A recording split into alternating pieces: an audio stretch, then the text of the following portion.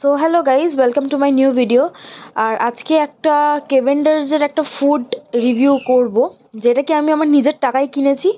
So এটা একটা chicken nuggets. তো এটাকে আমি ভাজবো আর টেস্ট করে বলবো যে এটা কেমন টেস্ট আমার লেগেছে। সো প্রথমে কড়াইয়ে নর্মাল তেল গরম করে রাখতে হবে, আর এইটা একটা একটা করে ফ্রাই করে নিতে হবে। সাইজ মোটামুটি ছিল, কিছু কিছু ড্যামেজওয়ালা ছিল।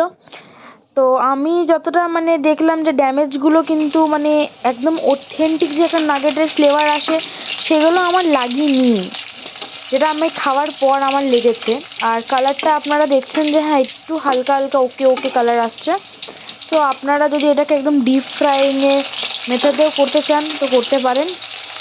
তো আমি ভেজেছি, আমার ভাজা আপনারা দেখতেই পারেন। যেগুলো ভাঙা ভাঙা ছিল, যেটা এখন আমি হাতে নিলাম সেটা অনেক টেস্টি লাগছিলো, কিন্তু কিছু কিছু একদম টেস্টলেস লাগছিলো। So bye bye guys.